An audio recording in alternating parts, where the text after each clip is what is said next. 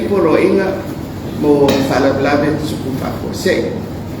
O le amawhai ai le malo o ngā whatinoina, whanatinati ai ngā ruenga soswani, mo e toe whalelei au nanga tau e tise atoa ai ma le whai titia o a whianga i le atunu.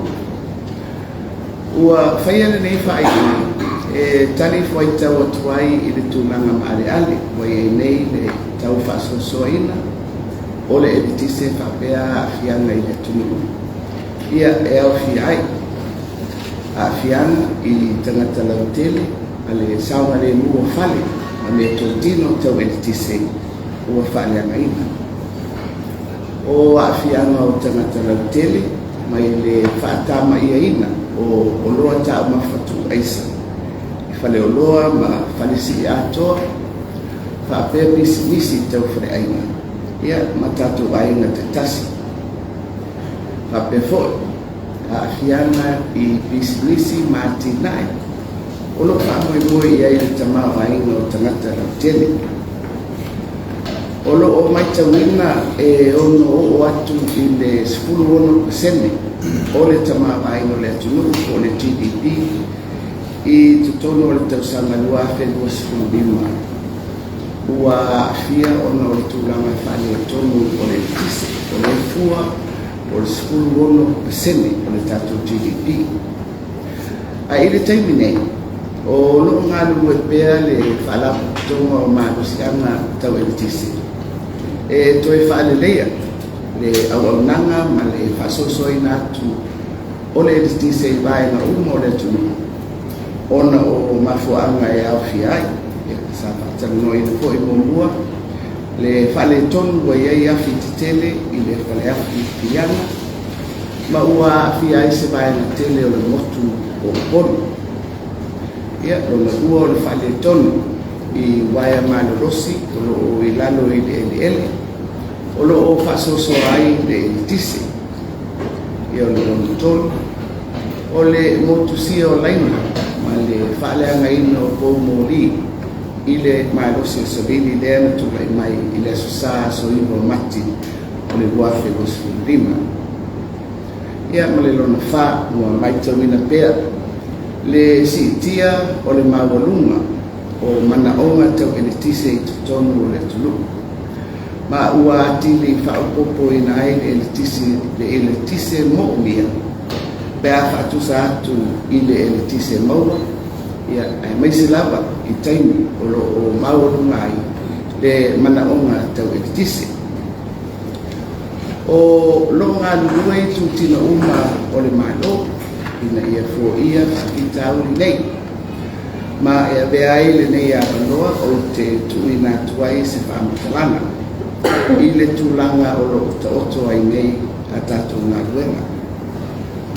O le asolima o Aperina o le tausanga nei, o le afuafua e tauni mai ai ni afi titele mai fafo ua lisi ina mai mo le toe whanelei o le auaunanga mo le motu i polo a o tali ai le tauni mai o afi tūmau i le masina o au kuso o tausanga lava le nei.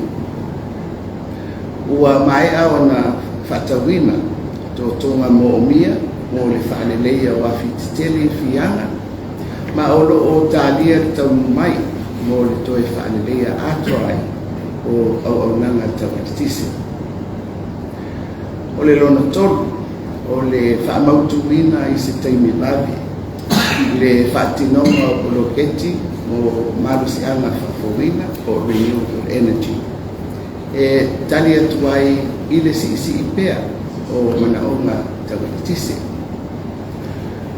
O le nei polo inga, o le a whaamalu mo le tolsipu waso, ma o le a langolango ina ai tau mwhainga uma a le tātou malo, e le ngata mo le toe whaaleleia o le auaunanga tau e le tise mo le atunu atua.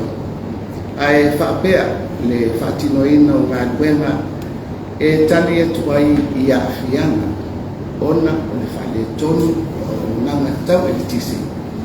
E au whiai, ia, mua o le mabe whaonaina o afi ua lisi ina whaamaitaimi i le masino a Aperina. whaatani ai le taunu mai o awhititele ia Augusa. Ia whapea mo le toe whaalelea atoa o le au-aunanga alifaleafi I whianga.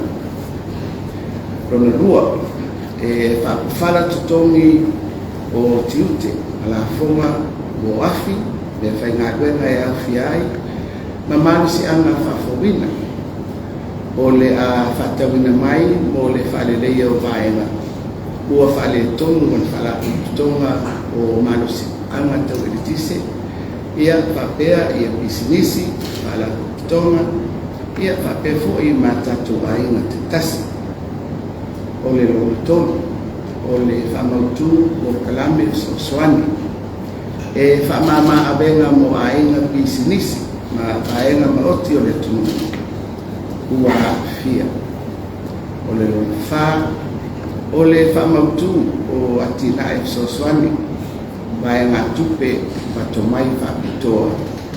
Mo le whatinonga o fuafuanga luanua mau, a le whalako pitonga o malusianga tawitisi. Rone lima, o le whatino, tawhaioi, whaatu la fono. Ale komiti mo whalawelawe tutupu whafosei. O lo awa iai I tutino umo le malo bisinisi wa whalako pitonga. Ina ia ngālu rue whatasi mo le toe whaleleia o au nanga tawelitisi whapea fuafuanga mo le whaiti tia o awhianga I le atunu.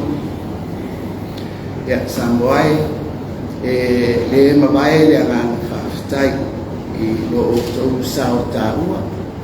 E ala I le langolango mai I ngā duenga whaiwhaipea al tātou malo. Tawala atu I le au nanga.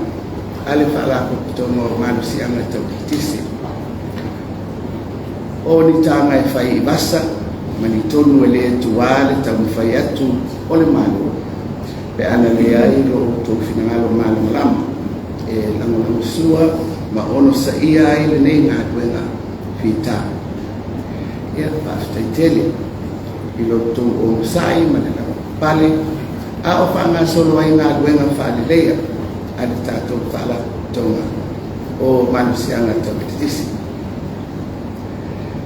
Momoli atu po I le whawhitai, ma le whamalo, a le tātou malo I le au whainga duenga ngā due, a le whala tonga o manusianga tawitisi. Malo le tautua, whawhitai le ngā due, le whalongolong ti ngā. Eo le tua o manuia, na te tauia lo o tau wafusina. O lo tātou whulau bea, ma lui tau e ui na tātou whulau maalie, I le laulai o tāmatangi, a o bala mai ata o tawelea. O le tatalo, I a lofangia I le tua Samoa, ma le whenga I ai manu tau o soifuanga.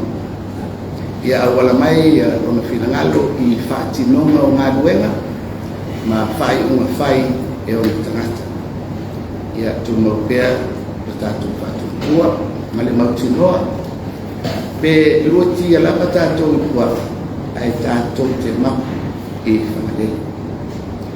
O tua atu fōi o le lolo wā, ma le mafo tīmune, o lo tūmau ai pēr suru o le lana, o le alofa tūnoa o le tātou tua. E tūmau I le alofa tūriloa, ma le whinangalo whapaolo le tātou tua. E whai ngā malanga a Samoa, so I fua mai mui.